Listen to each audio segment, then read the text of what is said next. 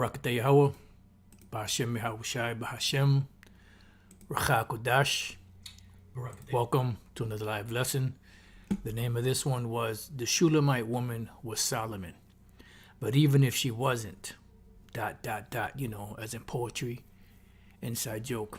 But what you're looking at is a video that Elder Pastor called me yesterday and told me that, Vocab had done another video. And I went to it, I watched it. I watched about 47 minutes or so of it. I was waiting to see when the individual that was on the comment board would come on, because there was an individual that was on a comment board bringing out information about this particular show on Jerry Springer.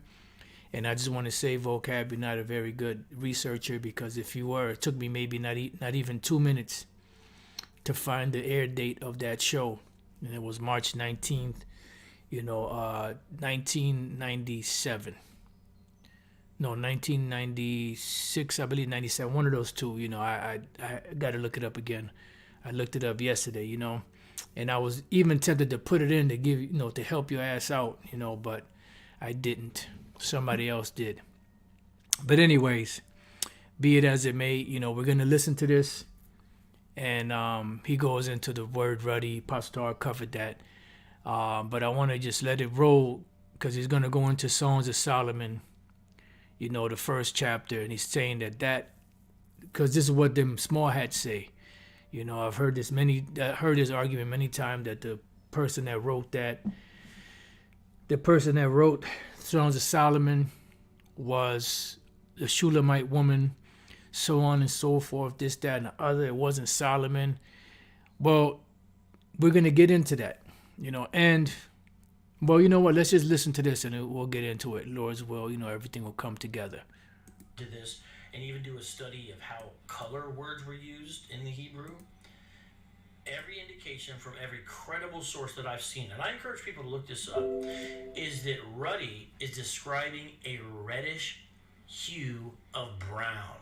It's brown, which he's correct on that, with that red hue.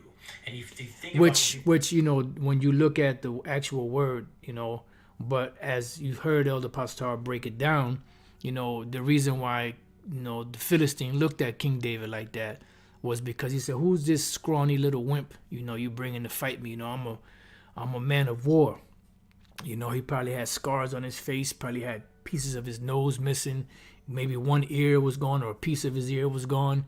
He had all kind of wounds everywhere from different, battles that he was in. Probably piece of his, side, might have been chopped into by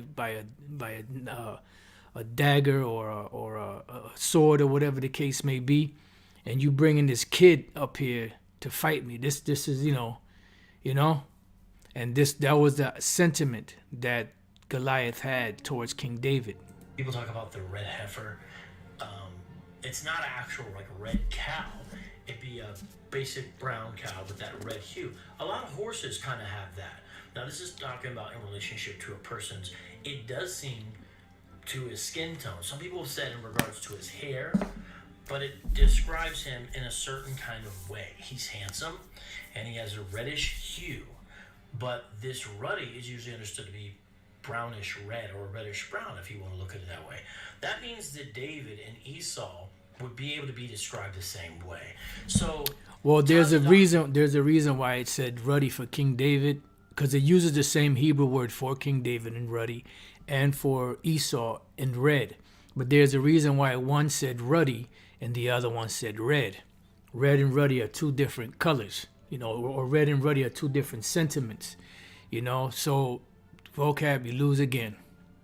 Is off trying to say David wasn't ruddy, basically, when he was. Now, that doesn't mean David was white. That'd be ridiculous to think David was white.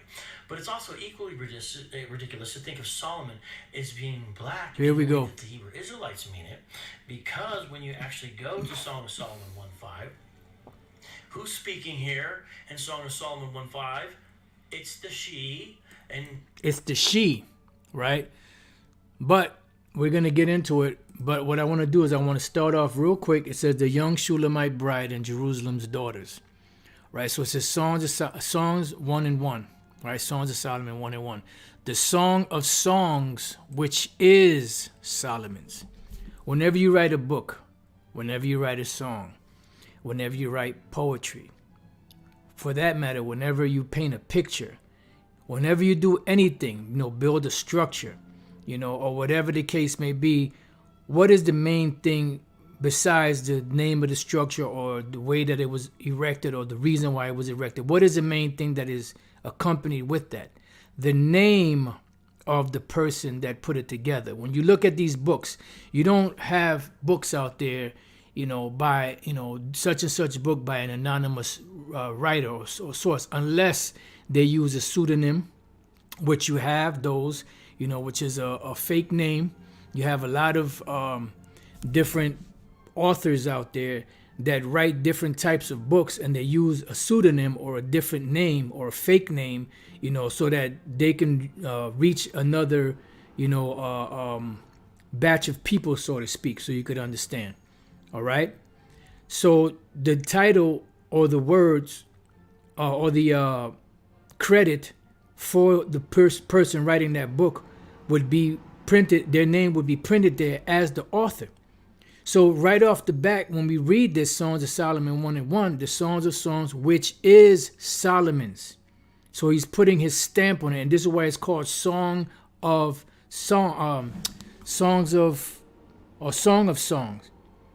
right? Let me get the full wording. Let me get the full wording. Browse Bible. Let's see. Does it say it here?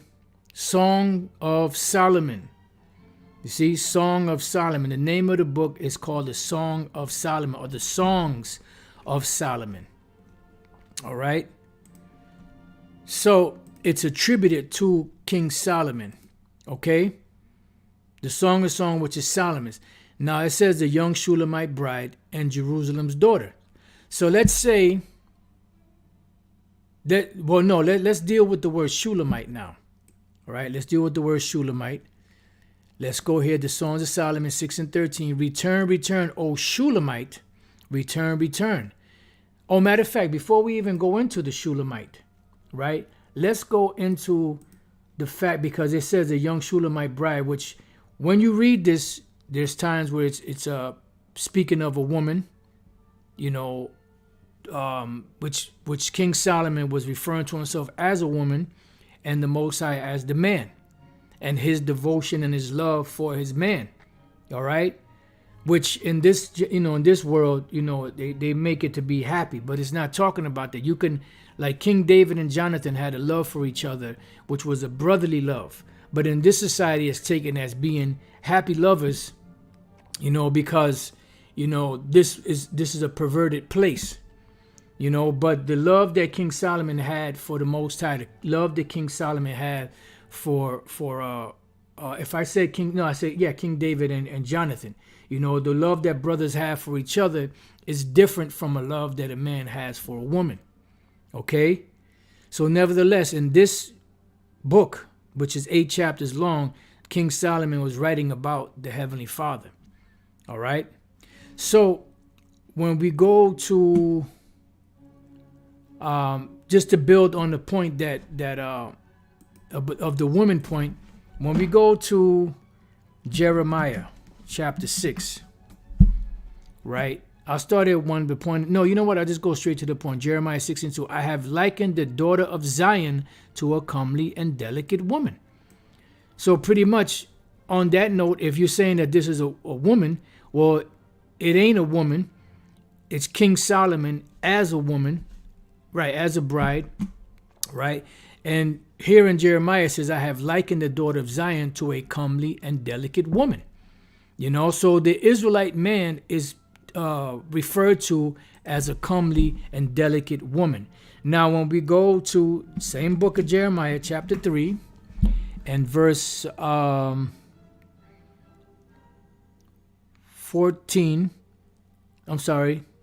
14, Turn, O backsliding children, say of the Lord, Yahweh Bashem Yahushai, for I am what? I am married unto you. So we know that the Most High is a man of war. So if he's married unto us, then that would make us what? Like a bride or a woman. All right? And the affection that the Lord has for us, you know, is in that fashion, but not like a man and a woman, you know, so you could understand. The brother put a bridegroom. Let me see, a bridegroom, often shortened to groom, is a man who is about to be married or who is newlywed. Yeah, that's right. All right, so turn, O backsliding children, saith the Lord, for I am married unto you, and I will take you one of a city and two of a family, and I will bring you to Zion. So we see here that the nation of Israel, or the Israelites really, are the Israelite man are the ones that are considered to be what? The bride or married unto the Most High. And when we read here is Shawabawa, or Shawabwa, which return, Shawab is return. What? Bun Yum, sons. Shawababyum, Naam, Yahweh. So it says return, sons. For what? For I am married unto you. So the sons of Israel are compared to a woman. All right, as we read in Jeremiah 6, and we're reading here in Jeremiah 3:14. Then we go to the New Testament. We go to the book of 2 Corinthians, not 121, but 2 Corinthians chapter 11 and verse 3. Matter of fact, 2. For I am jealous over you with godly jealousy, for I have espoused you to one husband, that I may present you as a chaste virgin to Yahushai. So bottom line, you know, anywhere you slice it, the Israelite man is compared to a woman in the scriptures. And the elect Israelite men are being prepared as a bride is being adorned and fashioned and molded to get married to a hypergamous individual. And that hypergamous individual is Yahushai. You know, hypergamy means the best, you know, marriage, or top marriage, or something along those lines, so you could understand. You could look the word up yourself. So in the case of, okay, it's talking about a woman, it's talking about King Solomon as a woman, who is the author of Songs of Solomon. All right. Then we move on into the word Shulamite, which they have up here, the young Shulamite bride and Jerusalem's daughter. Return, return, O Shulamite, return, return, that we may look upon thee. What will you see in the Shulamite? As it were the company of two armies. When we look up the word Shulamite is Shawalamayath, which is the root word of it is Shalom, which means peace.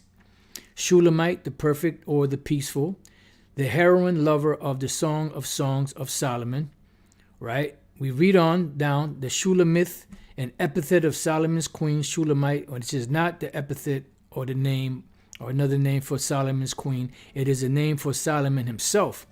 We keep scrolling down. Shulamith, of the maiden who is celebrated in the Song of Solomon, Canticle 7 and 1, right?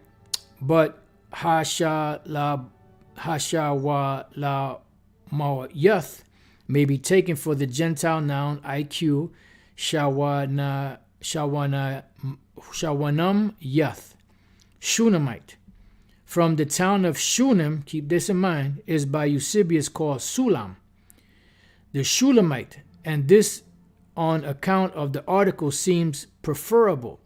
This may be taken as a feminine form of Solomon, because it is another name for King Solomon. You know, and he's saying it in a feminine way. Why? Because he is the bride or the wife of the Most High. Just like we are the bride and the wife of the Most High, as we read in Jeremiah 3:14. When you look at the word children, the word there's bunyum, or sons. Okay. Now, so we covered that. This is established as attributed to King Solomon, or the author of this is King Solomon, the Song of Songs, which is Solomon's. We've also established that if it's speaking about a woman, it's speaking about Solomon in a feminine form. We went to scriptures proving that. Then if it's speaking about the Shulamite woman is speaking about King Solomon. It's a feminine way of saying King Solomon. All right. And then now let's say the case be that is talking about let's say the case is talking about a Shulamite woman in general, which the words Shulam and Shunem are synonymous with each other, as we read down here. Let's see, right here, Shalawa Shawa Lam Yath, usually explained as adjective of a people, feminine, Shulamite, with article as noun Ha Shaya, heroine of Songs of Solomon, Songs 7 and 1, twice in verse Shunammite, from Shawanam, modern Sulem. All right, so Shunem and Sulem are identical. All right, then it goes on to say compare Nabatean, proper name, feminine, Shala Yamath, so on and so forth. So we're seeing here, even when you read down here, Shunammite from the town of Shunem is by Eusebius called Sulam. So Sulam, Sulamite, Shunem, Shunammite, synonymous with each other. Even when we go here to this, you look up the word Shulamite on King James Bible. It says the same as some think with Shunammite from Shunem, otherwise the import of the word is uncertain. Then it has the word Shulamite. So we read here that they connected Shunem and Sulam. Shunammite, Shunammite. I hope you brothers are following along. If you don't, then I'll explain it again. Just let me know if brothers, I hope I didn't lose anybody. All right. So let's just say it's talking about a total different woman, a Shulamite, Shunammite, Shulamite/Shunammite woman. All right. Well, who are the Shunamites? Well, when we go and progress into the scriptures, David in old age, 1 Kings 1 and 1. Now, King David was old and stricken in years. And they covered him with clothes, but he got no heat. Wherefore his servant said unto him, Let there be sought for my lord the king a young virgin, and let her stand before the king, and let her cherish him, and let her lie in thy bosom, that my lord the king may get heat. So they sought for a fair damsel throughout all the coasts of Israel, and found Abishag a Shunammite, and brought her to the king. All right, and the damsel was very fair and cherished the king and ministered to him, but the king knew her not. Right, he didn't have sex with her. This is why, King Solomon, the Lord gave her to King Solomon. And this is why Adonijah got put to death, because he was trying to get the woman and eventually get the kingdom. All right, so this Shunammite woman was a woman that they brought to King David. So let's say it's talking about a Shunammite woman. It's not talking about King Solomon, which is talking about King Solomon. We're just doing a hypothetical. Who are the Shunamites? That's the motherfucking question. All right. Shunammite. Who are the Shunamites? Well, when we go here to the territory of Issachar, Joshua 19:17, and the fourth lot came out to Issachar, for the children of Issachar according to their families, and their border was toward Jezreel and Chesuloth and Shunem. All right. So this woman that was brought to King David, she was an Issacharite woman, a young virgin, an Issacharite woman. Issachar's territory was Shunem. So the Shunamites would be Issacharites. All right. Let's look up this word Shunem, Shawanam. Double resting place, a city in Issachar located 5 miles, 8 kilometers south of Mount Tabor. Let's see if we've, right here. It says, location in Issachar, Joshua 19:18. Joshua Sunem Ma in Egyptian. It gives you the Egyptian. Modern Sulem. See? Sulem, Shunem, same thing. So if the case be that this was talking about, it was a Shunammite woman that wrote this, it was talking about the an Issacharite woman, which we know is talking about King David, like I said, but we're just doing a hypothetical just in case. So when we jump down to Songs of Solomon 1 and 5, I am black but comely, who is it speaking? It's speaking, Solomon is speaking, But let's say, okay, it wasn't Solomon, it was a Shulamite woman. Well, the Shulamite woman was an Issacharite. All right, so she was a brown-skinned woman. I am black but comely, O ye daughters of Jerusalem, as the tents of Kedar. Who is Kedar? Let's look up the word black. The word there is shakar, black, properly dusky, but also absolutely jetty, black. It says here, black used of hair, a horse, blackish color of the face, which means dark skin. All right. So we know that it's dealing with King Solomon, but let's say it was talking about the Shunammite woman. Well, she was an Issacharite. She was also a brown-skinned woman. All right. But watch the devil spin it like he always does. I am black but comely, O ye daughters of Jerusalem. And if that ain't enough spaghetti for your plate, as the tents of Kedar. Who is Kedar? Kedar was one of the sons of Ishmael. The word Quadar, dark. Then we scroll down, speaks about the Bedouins, which were Ishmaelites. And we scroll down here, it says black skin, black-skinned man. So Quadar was a dark-skinned man. So she's saying as the tents of Kedar, as the curtains of Solomon. So she's comparing herself to Kedar and to Solomon. So even if you go that route with it being the Shunammite woman, it's still saying that the Shunammite woman is a so-called black woman, just like Kedar and just like Solomon. So anywhere you go, if you go this way, we got you. If you go that way, we got you. And if you do anything else, we'll drop a dime on you. Okay, dude? Nowadays, they got cell phones or smartphones. All right? So this devil is very crafty. All right? So you got to understand that this devil, vocab Malone, is very crafty. So you got to be careful when you're dealing with that devil.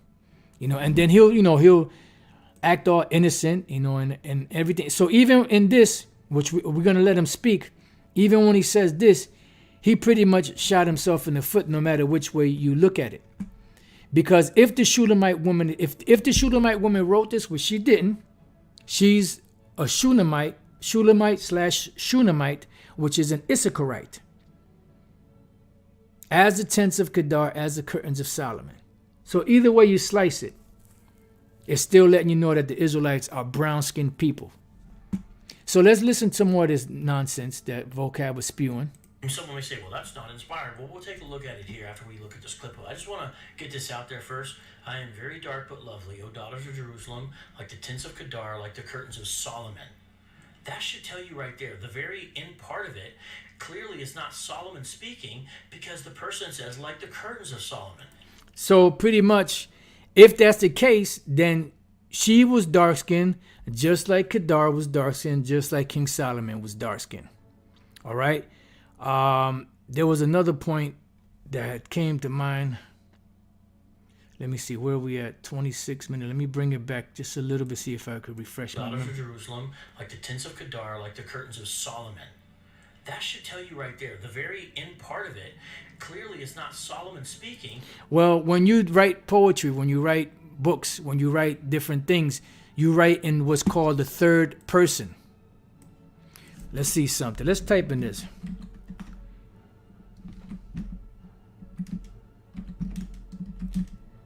Let's see what comes up. Right, here you go. He was writing in the third person. What is third person perspective? Third person is the point of view where the speaker does not refer to him or herself.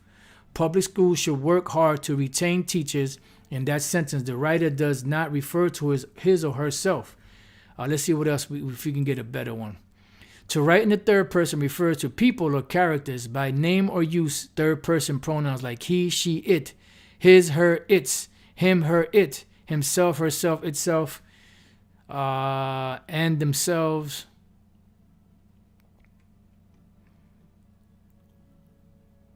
How do I refer to myself in the third person? In most contexts, you should use first person pronouns, I, me. To refer to yourselves in some academic writing, the use of the first person is discouraged, And writers are advised to instead refer to themselves in the third person. So these are writers. So this is a writing.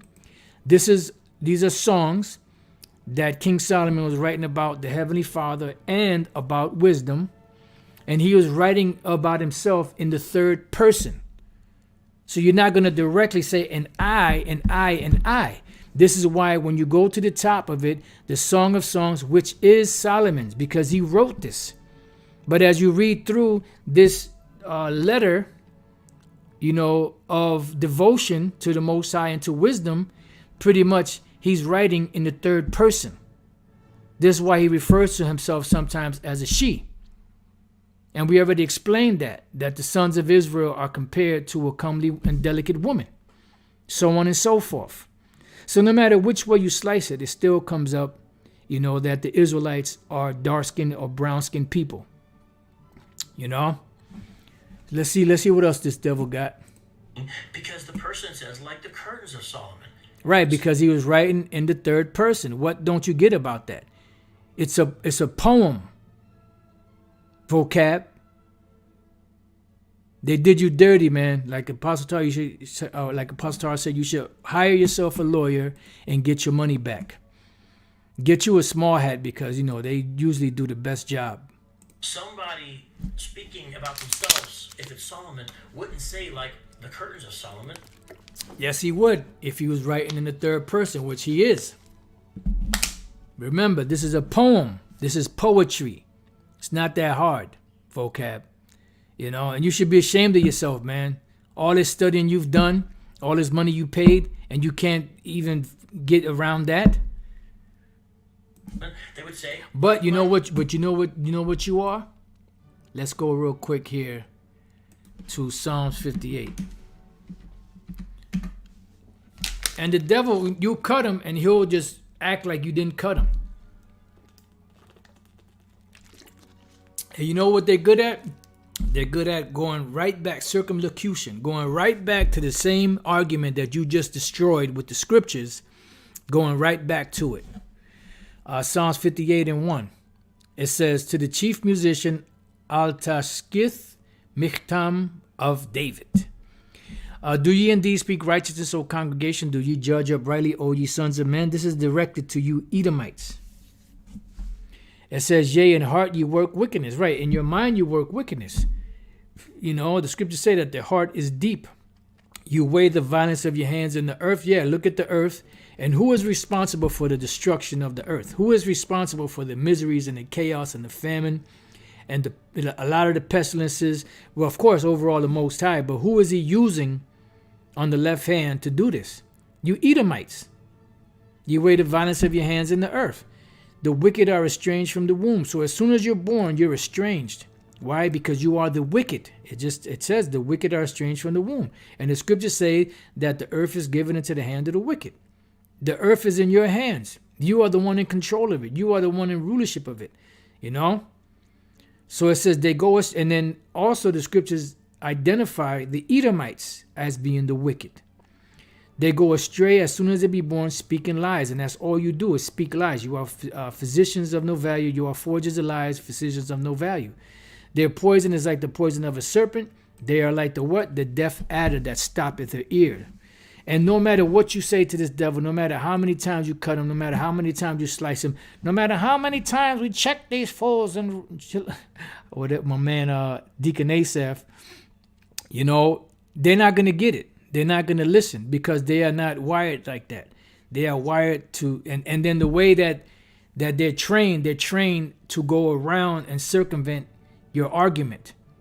And that's why they keep going back to the same scripture that they just brought out, that you just sliced the smithereens to pieces through the spirit and power of Yahweh B'Shem Al Shai by other scriptures, but they'll still keep going back to the same thing over and over again. Then you have a bunch of boneheads here, like on the comment board, that a lot of them are Israelites, that are caught up in this devil's web, in the devil's lasso. A good riddance to you, anyways. So it says, which will not hearken to the voice of charmers. Who are the charmers? The prophets. And he's not going to listen, no matter how well you break it down. Charming never so wisely. So you can speak very well, be very articulate, break it down perfectly, go into the ABC mode, bring out every precept, dot every I, cross every T, and he's still not going to listen. Break their teeth for Most High, right? Because the Most High is going to break their power. Because they're not going to budge. They're going to keep moving forward with their plan, their agenda. They're going to keep pushing this white supremacist Christianity until the Lord come and take them out. In their mouth, break out the great teeth of the young lions, O Lord. You know, so bottom line, Vocab is not going to turn around from what he's doing. He's on a mission. We believe he's been bought and paid for, and he's going to keep on pushing like he's been pushing. You know? Let's hear a little bit more of this madness, and then we can close out. My curtains, I'm dark like my curtains. Do not gaze at me because I am dark, because the sun has looked upon me. So it's clear the darker hue in this instance comes from the sun. Yeah, and what happens to a dark-skinned person when they go out in the sun? That beautiful brown, dark brown skin gets darker. You know? They don't get suntans, they don't get sunburns, they just get darker. And the sun looks upon you and you get darker. In this world, being very dark is frowned upon. But being very dark is a royal color. That is the royal color. This is why there's melanin, you know, that's sold on the open market, and it's very valuable. Because dark skin is coveted. This is why these devils go to tanning salons, you know, and try to get dark. But then when they see you, they want your color, but then they're mad at you, you know, and then they shun and avoid you. So if you go in the sun and you're already dark, what do you think is going to happen? You're going to get darker. Someone's going to say, oh, you're stupid. You don't understand the black. We know that. But that's not what it's saying. It's saying that's the reason. That's the reason here. And it doesn't even matter because the Shulamite woman is not Solomon speaking. It is Solomon speaking. We broke it down. And even if it wasn't Solomon speaking, which it is, the Shulamite woman, Shulamite/Shunammite woman, was an Issacharite woman. So how do you get around that, Vocab? But watch, he's still gonna keep pushing the same bullshit. You're gonna see it. You know, once you cut him, he's gonna come back with some more bullshit. He's gonna come back to the same argument. Well, you know, like the curtains of Solomon. This was talking about the Shulamite woman. Shalom, Bishop Sakaran. Yahbashimashah Brakatah and Brakathum to the rest of you sincere brothers out there, and a big shalom to you sisters. Let's hear a little more of this, and then we can, like I said, close it out. Okay? None of this is telling us Solomon's white. I don't believe that. Why? Because he's not white. We just read the Song of Songs, which is Solomon's. He's speaking about himself. He is a brown-skinned man. But I think Solomon's white. And the Shulamite, when you go into the breakdown of the word Shulamite, it goes back to the feminine form of Solomon, or peace, which is an epithet or another name for King Solomon. Why? Because he was writing about himself in the third person. It's poetry. It's poetry, Vocab, poetry. We just read about writing styles. And we read about how do I refer to myself in the third person. It says in most contexts you should use first person pronouns, I, me, to refer to yourself. In some academic writing, the use of first person is discouraged, and writers are advised instead to refer to themselves in the third person.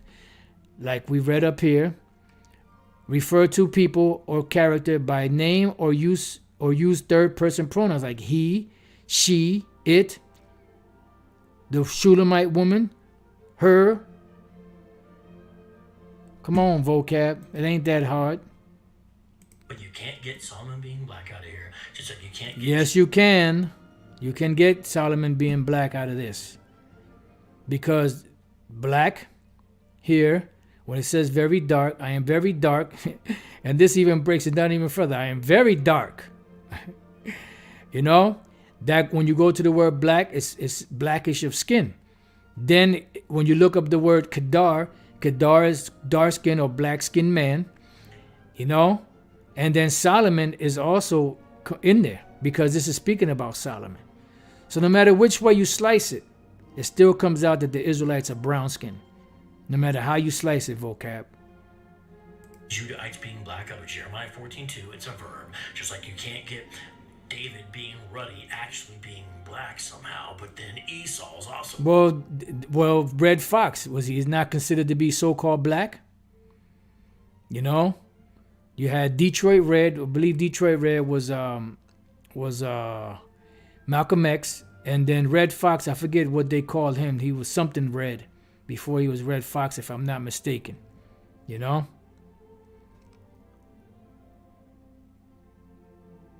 Right, so you absolutely, this guy even said, you're absolutely right, vocab. That's why they used to call Malcolm X Red and also Red Fox the same. Yeah.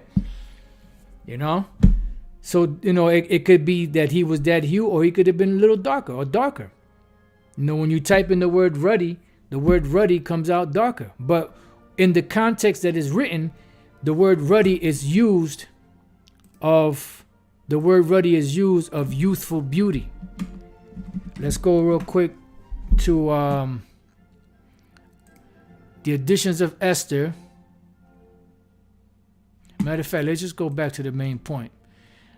This is dealing with Esther, and she was ruddy through the perfection of her beauty. So ruddy is associated with beauty, you know, and is also associated with being young. This is why the Philistine Goliath looked down upon King David, because he was but a stripling. He was not, you know, in his mind, he was not, in Goliath's mind, he was not qualified to fight the champion of the Philistines. He wanted a more, you know, worthy opponent, or so he thought. It says, and her countenance was cheerful and very amiable, but her heart was in anguish for fear. So ruddy is associated with the perfection of beauty. All right? It's associated with beauty. It's associated with youth. All right, vocab, so get it right, troop. So ruddy, but somehow he's actually white. It's all ridiculous, but this is the charade they play. Now let's go back to this. No, you're the one that plays charade. Because you get cut, and what do? You keep going right back to the same thing. Why? Because you are the deaf adder that stoppeth her ears. You know? But anyways, you get the point. You know, you can go to vocab's page. You can see when the Israelites were on Jerry Springer. Lord's will, I was at the 47th minute. I may go back and watch it. I mean, any of you interested in watching it, I'll put it in here. I was going to put it, I don't put stuff like this on my description box. I don't want to, you know, you can go to vocab's page, but you could click there on that link and it'll take you right there. So with that, I pray that you brothers and few sisters have been edified. To the next time I say shalom.